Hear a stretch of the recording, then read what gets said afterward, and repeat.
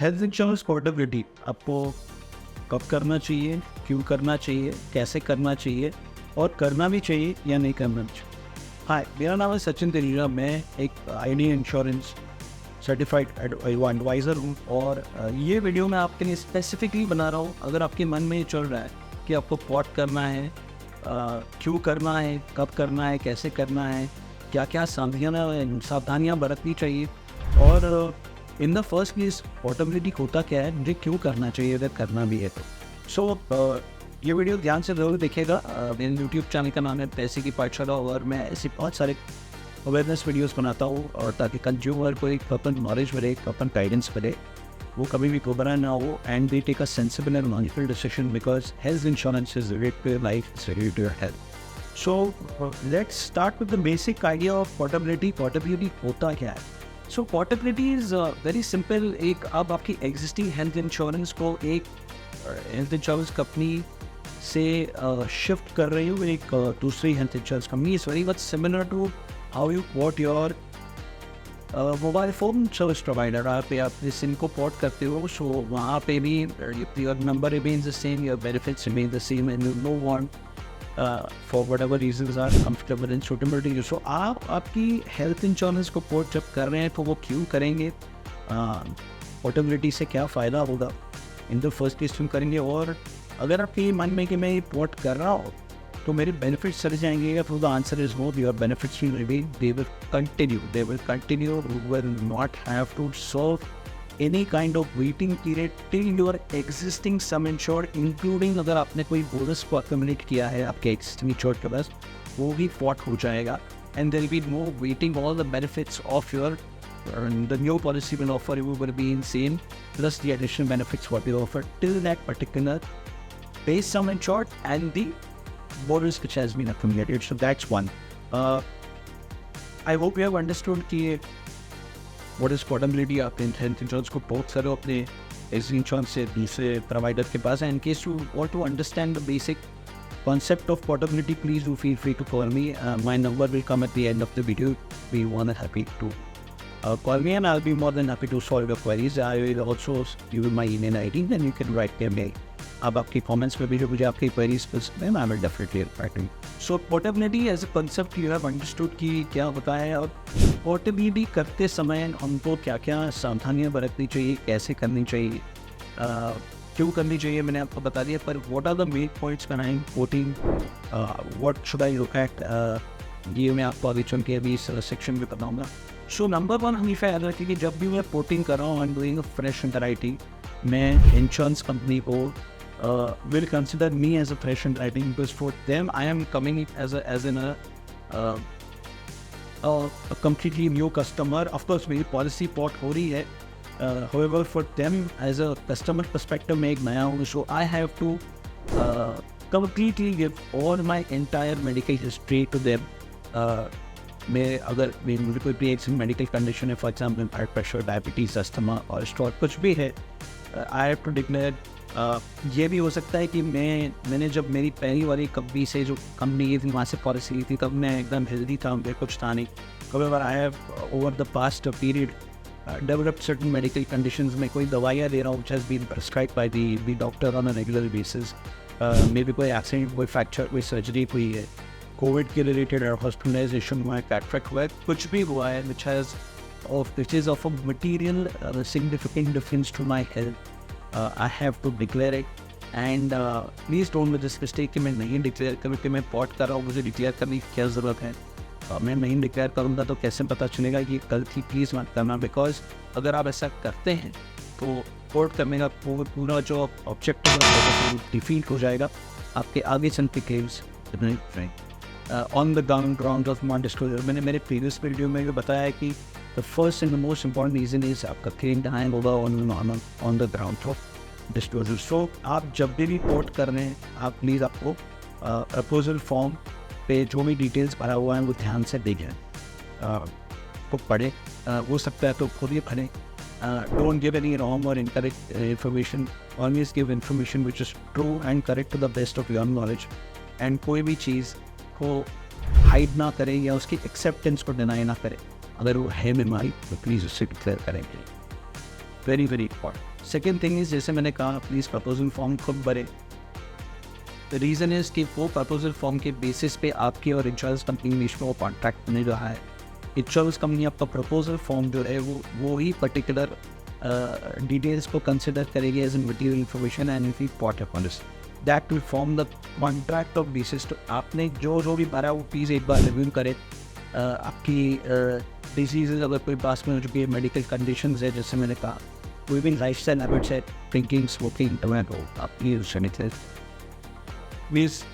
read the entire questionnaire with a very open mind and answer the question thoroughly to the best of your knowledge. Don't let anybody fill it as far as concerned. If anybody else is filling it, please call for the review. आप जब भी आज एक proposal form को accept कर रहे हैं, आपको एक OTP आता है, that is the acceptance of your proposal form. So please have a look at your proposal form.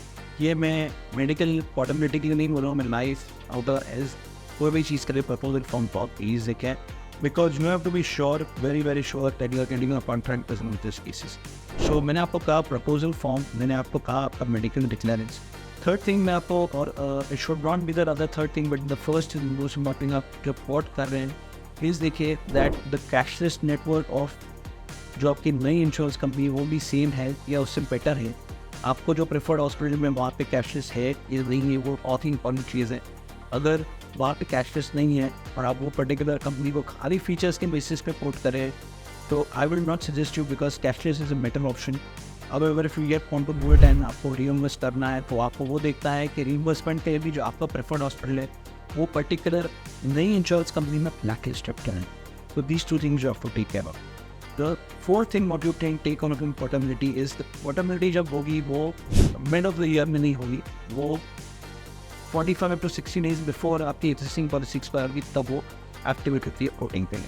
So you cannot port your policy mid year. Suppose अपने पॉलिसी की जनवरी में ड्यू होती है, तो आज हम अगस्त में हैं, आप नहीं पोर्ट कर पाएंगे। अगर आपको wait for 60 days from minimum period, कोई भी कंपनी 25 days देते हैं, कोई भी कंपनी 60 days देता है, कोई कंपनी 21 days भी देता है, कोई कंपनी लास्ट डे भी पोर्ट करते हैं फिर with some certain special approvals, but porting will not happen at least for 60 days before your policy expires. So ये आपको ध्यान में रखना है। The next point in portability you have to understand is कि अगर आपने 60 days या 45 days पहले की पोर्ट कर लिए, आपकी एग्जिस्टिंग पॉलिसी जो है वो एक्सपायरी तक चलेगी, और जो नई पॉलिसी है वो पर्टिकुलर पॉलिसी जो है वो एग्जिस्टिंग पॉलिसी एक्सपायर होने के बाद ही एक्टिवेट हो। सो इस दरमियान अगर आपका कोई क्लेम आता है या आपकी कोई कंडीशन हो रही है, you will have to just put it on mail to be insurer कि आपने ये क्लेम लिया या ये कंडीशन डन है, we just to be of the safe side. आपके प्रपोजल फॉर्म में भी ऐसा लिखा हो जाता है कि अगर आपने कोई क्लेम दिया है कोई भी कारण से, आपको वो डिक्लेयर करना, आपकी कोई सर्जरी हुई है, ये पर्टिकुलर पॉलिसी में आपने क्लेम नहीं लिया, लेकिन आपने शायद आपकी कोई दूसरे ग्रुप पॉलिसी या कोई दूसरी पॉलिसी भी वहाँ पे आपको कोई भी तरीके के सर्जरी और हॉस्पिटलाइजेशन हुए, ये भी डिक्लेयर करना पोर्टिंग के समय। सो ये आप इस बात ध्यान में रखिएगा पोर्टिंग के समय कि आपको ये ज़रूर करना है, जैसे मैंने कहा क्लीन हिस्ट्री। तो फिफ्थ थिंग इज़, आपको जब पोर्ट कर रहे हैं, आप जो भी पॉलिसी में पोर्ट कर रहे हैं उसमें अपने बेनिफिट्स और ऐड हो रहे हैं कि नहीं हो रहे। शायद आप एक किसी पॉलिसी में सपोर्ट करें जहाँ पे रूल एंड रेस्ट्रिक्शन से बात नहीं है, तो वो प्लीज़ देखिए कौन से रूल आपको अलाउ है। कोई भी डिसीजेज या ट्रीटमेंट्स में कोई सप्लीमेंट्स नहीं है, everything is covered. Specially there are most of the policies और HIV और मेंटल इलनेस को कवर नहीं करते, तो आपकी पॉलिसी कवर करे नहीं करिए, आपको जानना बहुत ज़रूरी। Please go through the policy wordings, please go through the brochure, ask your advisor और and read it in thoroughly, क्योंकि आज अगर आप जितने भी सवाल पूछेंगे आपकी क्लैरिटी आएगी, पर उठ के आपको डिसपॉइंट नहीं होगा कि पर्टिकुलर चीज़ में मुझे क्लिक मिलेगा नहीं मिलेगा तो हम disappoint he. The other thing is के आपकी पॉलिसी में the other point is consumables या नॉन पेबल आइटम्स कवर हो रहे कि नहीं हो रहे। हमने देखा दोस्तों कि कोविड के टाइम पे कंज्यूमर्स का बिल्स बहुत ही हाई एग्जॉर्बिटेंट आ रहा था, और 8 लाख के बिल में 9 लाख रुपये तक ही कंज्यूमेबल्स आए थे। तो आज कंज्यूमेबल अगर आप लेते हैं तो आपका प्रीमियम 2 या 3 हज़ार या मैक्सिमम 4 हज़ार रुपये बढ़ता है, but it saves you from a lot of expenses during the claims and especially the non-payable items. So आप ये प्लीज़ ज़रूर देखें कि पोर्टेबिलिटी के समय आपका कंज्यूमेबल्स कवर हो रहे हैं. The next point what I am going to tell you is कि पोर्टेबिलिटी के समय आप ज़रूर आपका लास्ट इंश्योर जो पहले वाला इंश्योर उसका बोनस ज़रूर कैरी फॉरवर्ड करें, बिकॉज वो अमाउंट तक आपकी वेटिंग नहीं लगेगी, आपकी सेम बेनिफिट और बेनिफिट ऑफ फैसिलिटीज़ कंटिन्यू किया. But at this point of time it is very important for you to understand कि बोनस जो है वो वेटिंग पीरियड की पर्सपेक्टिव से कैरी फॉरवर्ड होगा. However, the cost of the sum insured of the bonus will have to be borne by you. Please note this.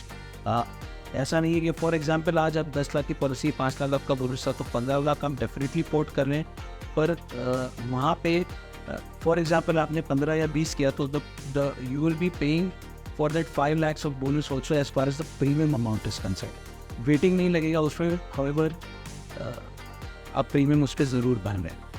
The other thing is कि आज जब हम पोर्ट करते हैं तो we have to also see the proximity of the hospital to the residence, जहाँ पे वो कैशियर्स जैसे मैंने पहले भी कहा वो आप ज़रूर देखें कि घर या ऑफिस के आसपास वो हॉस्पिटल है कि नहीं, and it should be a well recognised hospital.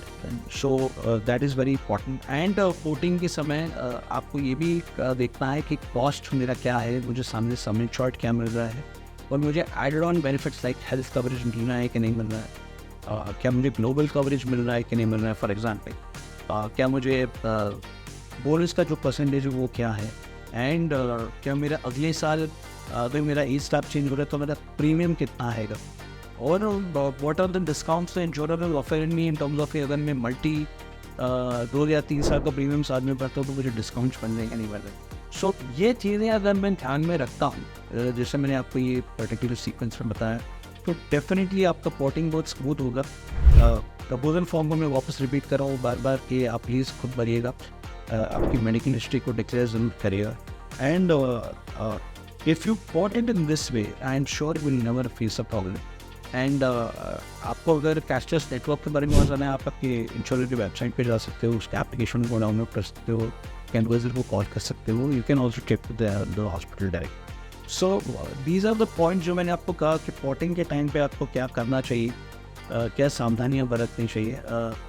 Porting के टाइम में पोर्टिंग क्या होता है वो भी मैंने आपको बताया. अगर आपको पोर्टिंग रिलेटेड और कुछ भी डाउट्स है, क्वेरीज हैं, तो आप प्लीज़ मुझे नीचे दिए गए नंबर पर ज़रूर कॉल करें. I will be more than happy to guide you, and I will always ensure कि आपके क्लेम्स हमेशा आपको मिले even after your ported. So please do connect with me, and if you like this video please like my YouTube channel. Please do subscribe to it, and have a nice day. Have a happy life.